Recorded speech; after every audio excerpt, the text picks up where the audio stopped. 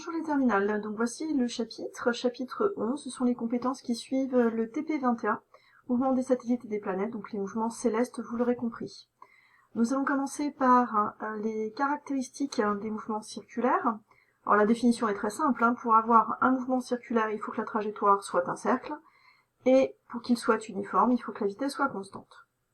À partir de ce moment-là, on va revenir sur la notion de vitesse et accélération.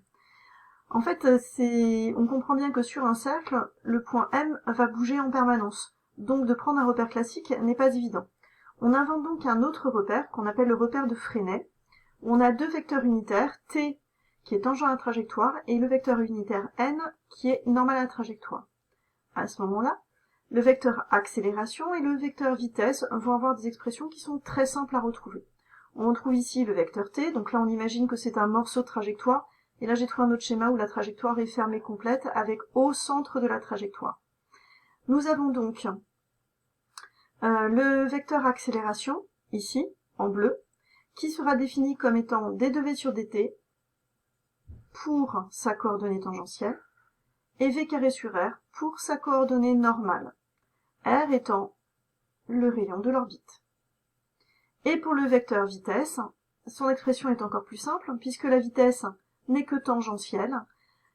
Le vecteur vitesse aura qu'une seule coordonnée qui est vt qui est égale à la valeur de la vitesse. Donc on voit en fait que dans le cas des satellites, je n'aurai qu'un seul vecteur, je n'aurai qu'une seule coordonnée du vecteur vitesse. Maintenant, à comprendre que nous allons traiter que les mouvements qui sont circulaires uniformes. Si le mouvement est uniforme, alors ça veut dire que la vitesse est constante. Si la vitesse est constante, dans ces cas-là, la dérivée elle va être égale à 0. Je vous rappelle que cette dérivée, c'est ce qu'on a défini comme étant la coordonnée tangentielle du vecteur accélération. Donc, égale aussi à 0. On dit à ce moment-là que l'accélération est radiale. Et donc que le mouvement est centripète.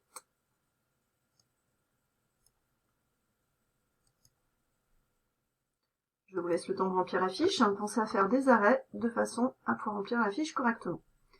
Donc l'accélération, qui est définie comme étant qu'une seule coordonnée, donc il n'y a plus besoin de mettre de vecteur, c'est la coordonnée unique. Donc la valeur de l'accélération sera égale à la valeur de l'accélération normale, c'est-à-dire v carré sur r. Cette expression-là va nous aider donc à exprimer l'étude des mouvements et des trajectoires des satellites dans les études que nous allons réaliser ensuite. Pour ce faire, il faut définir le satellite en question. Donc là, j'ai pris un satellite. Dans un référentiel, nous voyons ici que le référentiel est centré sur l'astre autour duquel le satellite tourne. Et on placera donc, alors si on se trouve sur un satellite autour de la Terre, on parlera de terrestre de référentiel géocentrique. Et si on parle d'une planète dans le système solaire, on parlera de référentiel héliocentrique.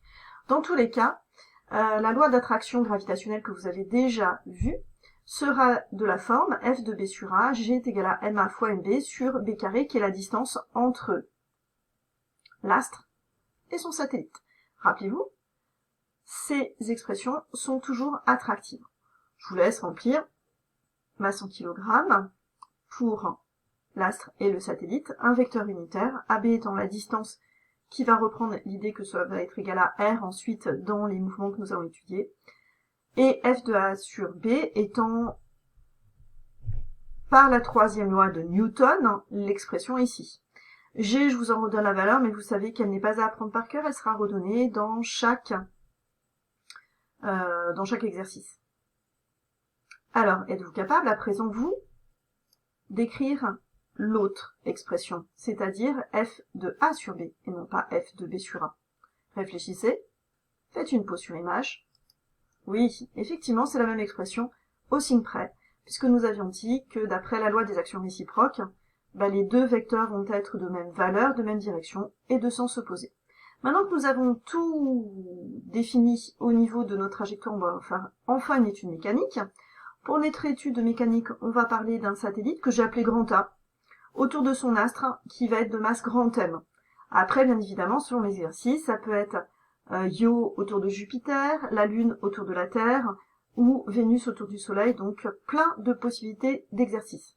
Le référentiel sera astrocentrique, supposé galiléen, de façon bien sûr à appliquer les lois de Newton. Le bilan des forces, je définis donc astre sur satellite, le satellite étant bien le système, faites attention. D'après la seconde loi de Newton, F de la somme des forces est égale à d2p sur dt, et comme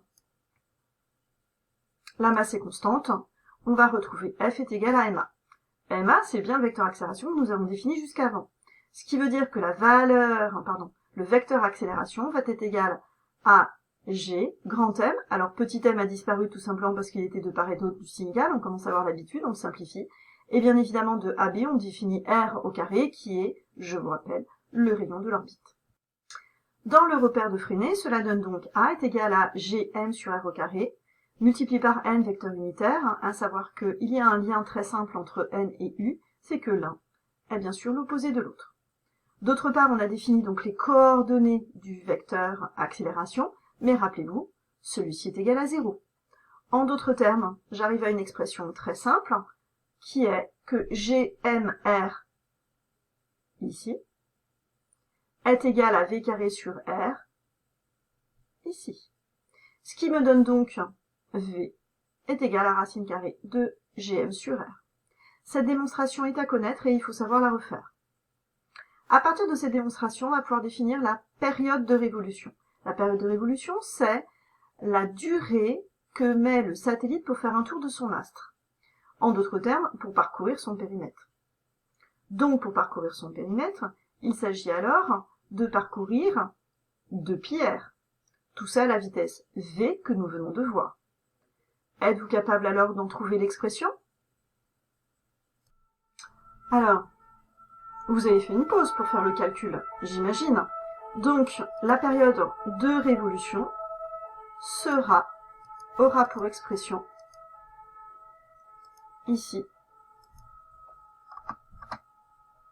2π racine de r cube sur gm. On aura l'occasion dans l'exercice de refaire cette démonstration pas à pas, donc je vous laisse y réfléchir pour l'instant. Nous passons donc à la troisième partie, les lois de Kepler. C'est la correction du TP21, vous l'aurez compris. Donc la première loi, vous vous rappelez, cette loi qui donne effectivement à l'idée que les orbites sont des ellipses et que le Soleil en occupe l'un des foyers. C'est la première loi de Kepler, ce qu'on appelle aussi la loi des orbites. La deuxième loi de Kepler est reliée à la loi des airs.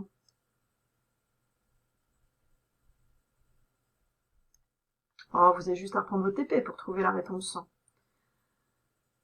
La loi des airs est liée au fait que pendant une durée égale, l'air parcouru, donc l'air ici en bleu de ce côté-là et l'air ici, sont égales. On finit par la troisième loi de Kepler, qui est la loi la plus mathématique des trois. Donc les deux premières sont à réciter, la troisième est à utiliser, nous l'avions vu dans le TP. Et donc sur cette troisième loi de Kepler, un lien entre la période de révolution et l'accélération cube qui est égale à une constante, et cette constante est à connaître, 4π carré sur gm.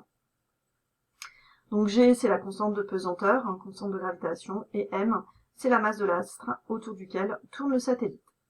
Ceci va vous permettre donc de retrouver les résultats du TP21, mais on peut facilement recalculer la masse du Soleil, ou si on prend la période de révolution de la Lune autour de la Terre, on retrouve ainsi la masse de la Terre. Donc on voit que cette troisième loi de Kepler, c'est celle qui permet en fait de faire des calculs.